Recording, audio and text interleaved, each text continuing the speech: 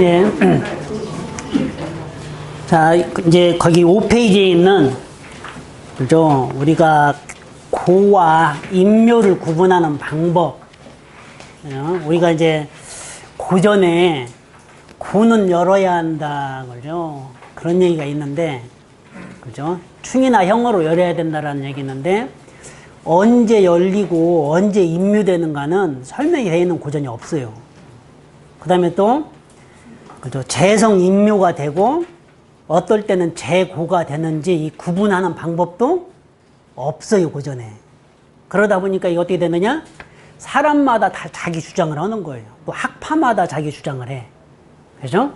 이게 물론 오늘 설명하는 것도 어떤 책에 나와 있는 게 아니에요. 그죠? 제가, 그죠? 저는 이렇게 생각한다라고 해서 한 것이니까, 그죠? 여러분들이 이걸 갖다가 그렇게 생각하시면 되는 것이고, 우선 가장 중요한 것은 재성이 인묘가 된다라는 것은 재성이 약하다는 얘기겠잖아요.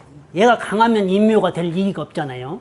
그래서 재성이 강하면, 그죠? 재고가 되는 것이고, 재성이 약하면 재성 인묘가 되는 거예요. 그래서 남자 사주에서 재성 인묘가 되면 어떻게 될까요? 첫 번째, 아버지가 돌아가시겠죠, 먼저. 그죠? 두 번째는 마누라가 그저 죽는다면 도망가겠다, 그죠? 도망가거나 안 도망가고 버티면 죽는 것이고, 그죠? 세 번째는 재물이 손실이 되겠죠? 재물이 그 세 개가 다 안 됐어. 그 다음에 어떻게 될까요? 그죠? 이 재성이라는 것은, 그죠? 양명지원이에요. 사람의 명을 갖다 지탱시키는 거. 그렇기 때문에 건강이 다쳐요. 그죠? 그렇다면 금방 얘기한 것들 중에서, 네 가지 중에서 어떤 게 가장 좋은가요? 그냥 재성 인묘가 내 재성이 지금 충격을 받아가지고 지금 인묘될 상황이야. 그럼 어떤 게 제일 좋은 거예요? 네 가지 중에서.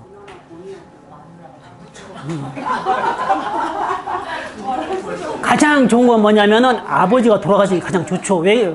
살 만큼 사셨으니까 돌아가셔야 할 거 아니에요.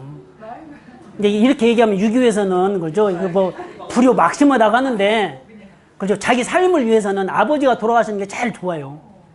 두 번째는, 마누라가 도망해요. 좋다니까. 돈을 챙겨야 돼? 아니, 도망간 마누라는 돌아올 수가 있잖아. 그죠? 그죠?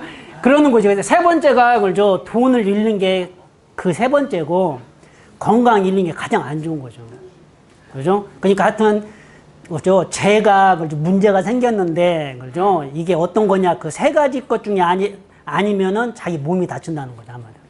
그죠? 그래서 한번 이거 갖다 구분해보면, 금방 얘기한 대로, 재성이 인묘가 되려면 재성이 약해야 돼요. 그죠? 그러면 재성이 어떤 것에 극을 받아야 되겠죠?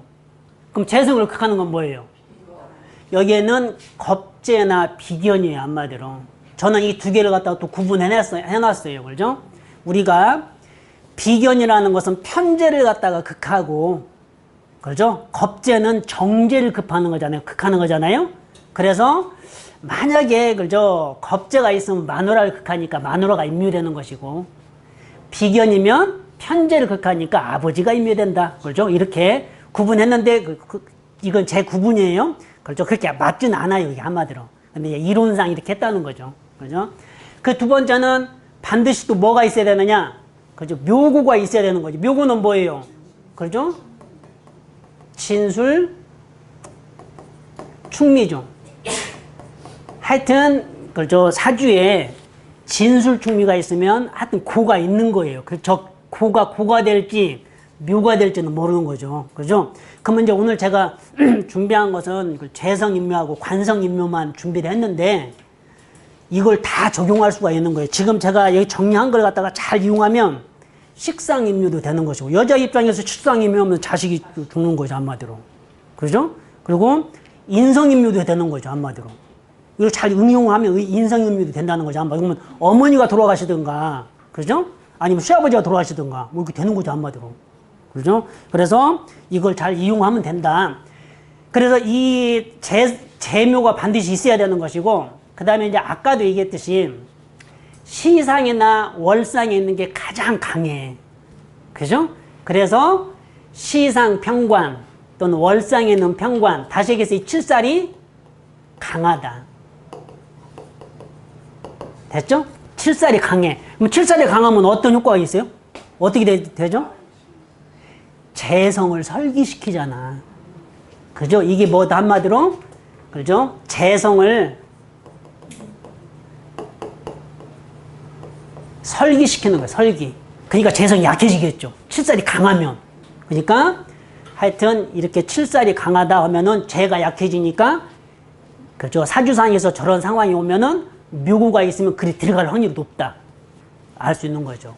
그 다음에 이제 네 번째가 좀 중요한데 이게 뭐냐면 그죠? 재가 천간에 있는데 그 재성이 그죠? 뿌리가 자기 고해가만 있어. 그죠? 그러면 천간이 극을 당하든가 이 고가 극을 당하면 임묘된다는 거죠. 무조건. 이게 가장 강해 이게. 그죠? 그래서 이 네 가지 걸로 해서 우리가 재성 임묘를 갖다 구분할 수가 있다. 그죠? 이렇게. 그래서 이제 특히, 그죠? 이제 특히, 이렇게 각 주가, 갑을일간에서는 뭐가 한마디로? 무토가 제잖아요, 지금? 근데 바로 이 갖고, 그죠? 일주로 갖고 있어, 이렇게 술을 갖다가. 그죠? 무토의 고는 병하고 똑같으니까 술이잖아요, 이렇게. 이때는 왜 진이 있느냐? 이것은, 그죠? 수도 동궁이니까. 그죠? 여기서, 그죠? 무진이나 뭐라고요? 그죠? 무술. 병정일간일 때는 신축이 재성이고 재고죠, 한마디로. 이렇게. 그 다음에 무기일간은 임진이 재성이고, 그죠? 이 재성의, 그죠? 고가 밑에 있는 임진이고, 진이고. 경신일간은, 그죠? 갑진인데, 이 진은, 그죠? 임묘진이니까 이게 동방목국이라 해서, 그죠? 고로 쳐줘, 이렇게. 그죠? 그러니까 갑진이나 을미, 이게 그런 것이고, 임계일간은 병술이, 얘 병이 바로 재성이고, 이 재성 임묘가 되는 거죠, 이렇게. 그죠? 저런 일주들이 있을 때, 그죠? 이러한, 앞에 있는 이러한 천간들이, 여기는 이 천간들이요.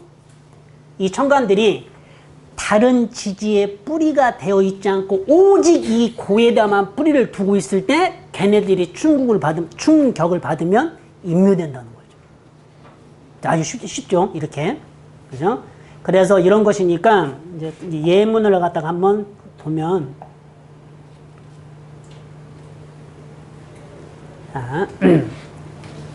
자, 그 위에 걸 갖다가 다 보면서 여기서 중요한 것은 여기서 이 사주를 딱 보자마자 겁재가 있잖아요. 겁재. 이 겁재는 재성을 갖다가 극하는 거잖아요. 그래서 여기는 자수가 지금 겁재예요, 한마디로. 그죠? 그 다음에 이제는 묘구가 있는 거 봤더니 여기 술이 지금 묘잖아, 묘. 그죠? 인수로 봤을 때 술은 무슨 고예요, 한마디로? 그죠? 재고지, 재고. 그죠? 근데 이제 중요한 것은 여기 재성이 뭔가 봤더니 여기에 있는 이 병화가 재성이잖아요. 그죠? 그잖아요. 근데 이 병화가 어디에만 뿌리가 있어요? 술에만 있다는 거죠, 한마디로. 그죠? 그래서 저 병화가, 그죠? 충이나, 그죠? 이런 걸 받으면, 극을 받으면 임묘될 가능성이 높다는 거죠. 이 아까 위에서 했던 그런 경우에 다 들어간다는 거죠, 이게. 그래서, 여기 보면, 그 다음에 아까 했던 것처럼, 그죠? 칠살이 왕한 거 봤더니, 무술, 술, 칠살이 왕하잖아요. 그러면은 이때 병화는 지금 뿌리가 여기밖에 없는데 이 칠살로 다 설기가 되잖아요. 설기가. 그죠? 그러니까 이 병화가 무척 약해졌다는 거죠. 설상가상으로 어디 위에 앉아있어요? 그죠? 절지에 앉아있잖아요. 자기. 이게 힘이 하나도 없다는 거, 병화가.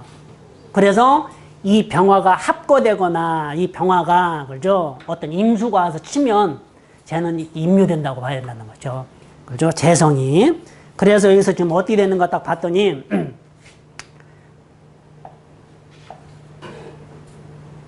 봐봐요. 신운에, 그죠? 이운에, 그죠? 신축운에, 신축운이 있다고 왔어요. 그죠? 그럼 어떻게 되는 거죠? 한마디로? 이 신은, 이제 우선 이렇게 이제 설명을 할게요. 축이 오면 어떻게 해요? 축이 오면 얘를 갖다 형을 하겠죠. 축술형을 하겠죠. 그잖아요. 그러면은 형을 하면 모든 이 지장간들이 형출이 돼. 그죠? 항상 이 지장간들은 천간에 있는 십간이 숨어 있는 거기 때문에 충을 받거나 형이 되면 자기 고향으로 돌아가려고 해. 이 천간으로 간다고 한마디로. 그죠? 그러면 이 술 안에 있는 게 뭐예요, 한마디로? 술 안에 있는 지장간들이 뭐예요? 신정, 무가 있잖아요, 이렇게. 그죠? 이 축 안에 있는 건요. 응? 개신기가 있잖아요, 이렇게. 그죠? 이렇게 하면 여기에서, 그죠? 뭐가 나와요? 축술형을 하면 뭐가 나와요? 신금이 나올 거 아니에요, 그죠? 그죠? 신금이 어떻게 돼요? 올라가잖아요, 일이. 그 다음에 어떻게 돼요?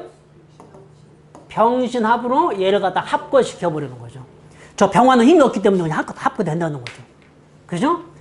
그 다음에 이 병화의 어디? 여기에 있는 술도, 그죠? 여기는 축으로 인해서 깨졌고, 그죠? 그러면 여기서 재성이 지금 임묘한다는 거죠. 그럼 임묘를 언제 하느냐, 여기 딱 봤더니, 그죠?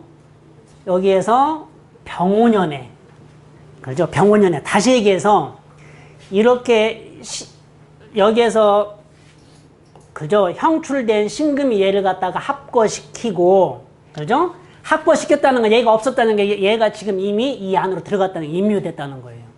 근데 언제 그게 5년이 오니까 딱 닫아버리는 거죠. 오술합으로. 오술합으로 딱 닫아버리는 거죠. 그러니까 이때 병오년에 재성이 합거되고 오술합으로 임묘해서 마누라가 죽은 거죠. 이렇게. 그렇죠? 그래서 여기서 다시 정리하면 겁재가 무조건 있어야 된다. 겁재나 비견이. 첫 번째. 두 번째, 진술충리가 있어야 된다. 그 다음에 칠살이 엄청 강해야 된다. 칠살이 강하면 그렇죠. 재성의 힘을 빼내니까 재성의 힘이 없어진다. 그 다음에 병화의 근이, 재성의 근이 고에만 있을 경우에는 임묘될 확률이 높다는 거죠. 이렇게. 그렇죠? 그것만 딱 구분하면 되는 거죠. 그죠? 이거 이외에는 이제 재고가 될 확률이 높은 거죠. 재고가 될 확률은 저 뒤에서 한번 해보겠는데요. 그죠? 자, 넘어가 보면. 자, 그 다음 거 2번은 제가 그냥 안 하려고 그래요. 왜 그러냐면, 그죠? 그 밑에 보니까 뭐라고 나왔어요? 병인은 59세에 죽었다고 나왔어요. 그러면은 옛날 사람이니까 59세면 죽을 때 대학 죽은 건데 굳이 원인을 따지자니까 이 재고라고 해서 일단 넣었는데 이거 좀 적당하지 않은 것 같아서 제가 좀 적당한 사주를 하나 가져와 봤어요. 그죠? 이것은 좀 적어서 한번 보시면 좋겠네요.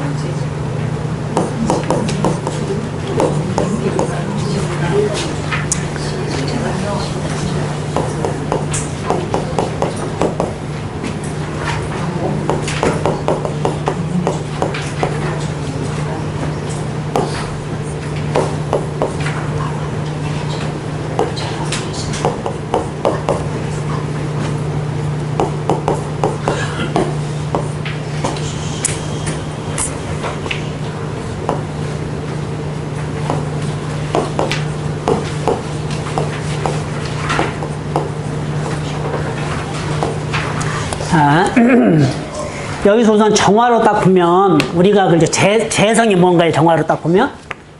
재성.